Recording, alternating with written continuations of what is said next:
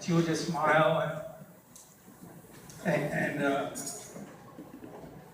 that day when it was so fresh at her services, I couldn't hardly even speak because the emotion that I was feeling that she was gone, and I wouldn't be able to talk to her no more and see her. So today, we still miss her, and miss her smile and her laugh, and That's right. and just the light that she carried. But I do know, being a believer in God, and we're not perfect. When I say I'm a believer, I fall all the time, but we all do. Bible talks about that we fall short of the glory of God, and I do know, and I take comfort that to be out of the body is to be in the presence of the Lord. So we had a lot in common. We liked doing the same things, which was going out, having fun, and dancing. That was one of our greatest things. We would have our little rides. We'd go to Pine Flat. Know that she's not here with us. She was a very special lady. She has. And without her, we put it together for our wedding. Abel was there involved. We were all there, and that made it. She's the one that brought it all together. And you know, as small and little as she was the only one that. She would laugh. She said, "No, I'm not. She goes, "Oh, come on, man, you know." And then another thing too, I have a speech problem. And every time I would say something with her, or around her, she'd always laugh. I really do. I said something wrong. And then I tell her, what did I say? And then she goes, "No, hon, you're from the Jewish of me." Jewish of me, I didn't say that, you know. She just laughs at me. But that's the only thing that I like that I'm gonna miss about her.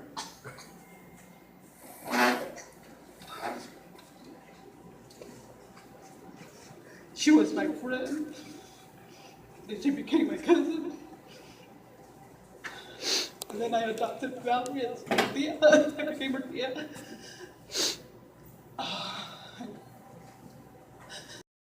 To cry, have a beer, which I did after the service. I went and had a beer with her.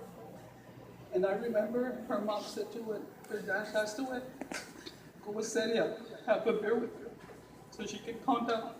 Okay, I did that, but I've never missed, I've lost family and everything, but I've never lost a friend like her, man. It hurts. She was the best thing that ever came into my life. Thank you. And Yes, like my yes. comadre Lucia says, we have a lot of memories. When we partied with her and had laughs, good times. We had some bad sometimes, but it came out funny at the end. But just know I loved her a lot.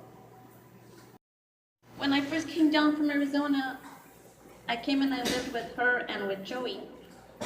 And I remember that Duty at the time, we weren't in church, and Duty was crazy, drinking, doing his partying and all that kind of crazy stuff. And I remember one time he had called me and he said, "I want to go to the movies." And then I said, "Okay." So here comes Duty, and he's been drinking, and me and Celia are sitting outside. They were sitting on the porch. He parked. Celia was down, yelling at him, telling him off, and, "What are you doing, Duty? You're not going to take Gracie. Get back in the car and go home." And I was sitting there and I was looking because I was like, okay, am I going to go or I'm not going to go? And then she looks like that and she says, "You're not going nowhere with him. He's drunk." And I'm like, okay. He gets in his car and he takes off. And I remember one time when we had a little apartment, and Duty was doing his thing, and here comes Celia, and she's like, "Duty, you better behave, and you better start treating Gracie good," and just started telling him off. And it's just he listened to her. That's right. We all He did. always listened to anything Celia always said. He just knew she was right. So I didn't even know. Like a month later, Celia would tell me like Serena asked for this or Serena's going through this, and she would call her and ask her and talk to her and I remember like when she was going to the hospital and she was telling me, she's like, I'm worried. I'm worried about Joe and Val. She goes, would you guys just please just take care of them for me? Like if anything happens, Gracie, would you guys just be there for them? And if they ever need anything, would you guys be there for them? I remember me and Duty would be like, yeah, Celia, you know, you're okay. You're gonna come back. You're gonna be fine. You're gonna be okay. But of course, you know, like they said, God had other plans. But I just wanted to share that, you know, like to let you know how good she was and how kind and like she would always take me stuff for like, cause I go to the Calvary Apostolic and there was all these, you know, to see how long was she going to feel the effects of the chemo. Because she was thinking, you know, she was going to beat it. But like, you know, Gracie said, God had other plans. I mean, his plan for me was to still be here. And I know everybody's prayers, you know, helped me to be there because every time I see my doctor every 3 months, he reminds me how I'm the only person that he knows with the type of cancer that he's treated that is still living. You know, when I was diagnosed, I had a 3 to 5% chance that I would make it 3 years. And here it's been 7 years already. Amen. You know, and my son has reached the 5 years. And actually he had basically the cancer that Celia had, the non-Hodgkin's lymphoma. But we're both still here. I don't want to say in denial, but now I feel like I just want to break down and just really let it up. You know, like Zenaida said, you know, I've had 2 sisters. The first one was Louisa, that, you know, diagnosed with cancer. And I can remember that day I left work early because she was going to come to my house. She'd gone to the doctor that morning and she walked in and she says, I have cancer. And I broke down crying, but I'll never forget. She said, but you know what, I'm going to be okay. I've been through the worst, and that was the loss of my son.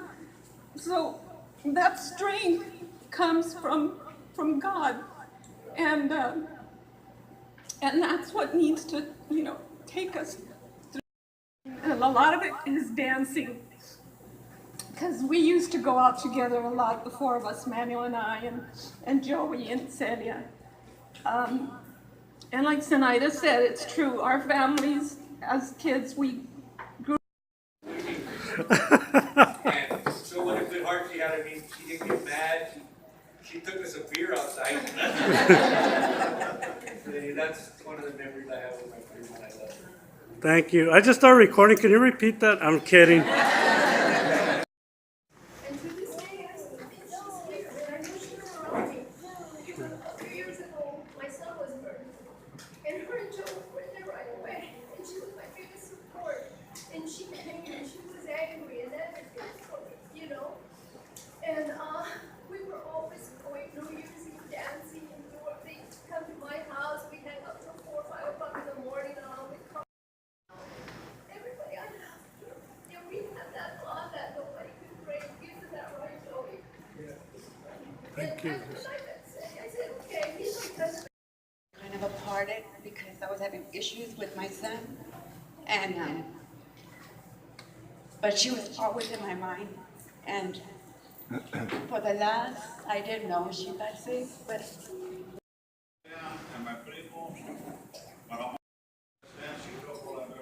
Oh, yeah, by far.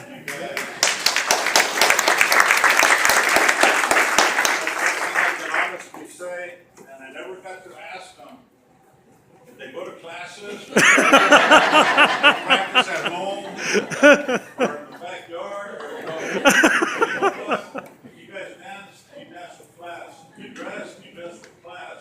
That's right. She had the glamour. She was a very glamorous lady. She's even more glamorous now. That's right. And you know what? I love her and I miss her. And I got to know her about 47 years ago. 15 years old when I came to Dinuba.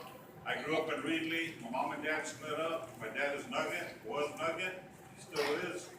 And I lost him this year in April. And today, it was kind of hard. Saying you're gonna get up, you gotta get in the shower, we gotta get going, it's already gonna be 10. And I go, nah, I don't know. She goes, no, get up, you're going, we're going. We gotta go support the primo. Your cousin Joey, right? I go, yeah. Celia, right? Yeah. So here I am. Here we are. My other boys couldn't be here, but I want to thank the family. Primo, thank you for inviting me. And sorry for texting you so late.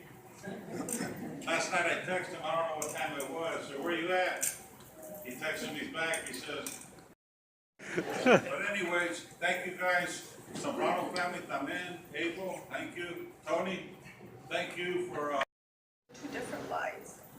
One where you pretend everything is okay, and the other one where your spirit is just, and your heart is just breaking. That's how it's been this last year. This month has been the hardest because last year this month I spent almost all of July in Stanford with my sister. And I kept praying that that God would heal her.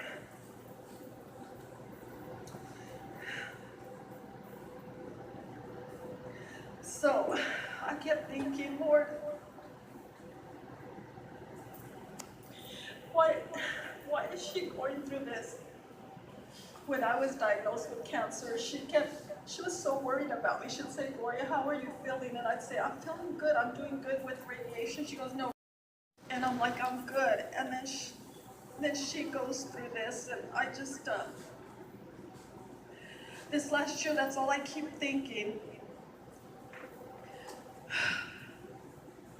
But Wednesday night, when me and my husband got on our knees and we were praying, was the first time that I was able to pray and just say, God, thank you that I had 56 years with my sister. Thank you that I had 56 years with my brother.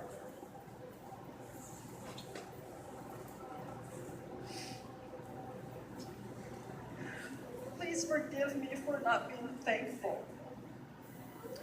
And I just felt like we just cried, and it was just such like a burden lifted off me, because all this time I still Google, what is Tina? It doesn't even matter, she's gone. So I wasn't able to let go until this past week, literally Wednesday. I was able to just thank God for the time that He gave me with her. And so I thank everybody who is here. And I thank Joey for having everybody, because it's kind of like just not only just to honor her, but just a little bit of closure, and that it's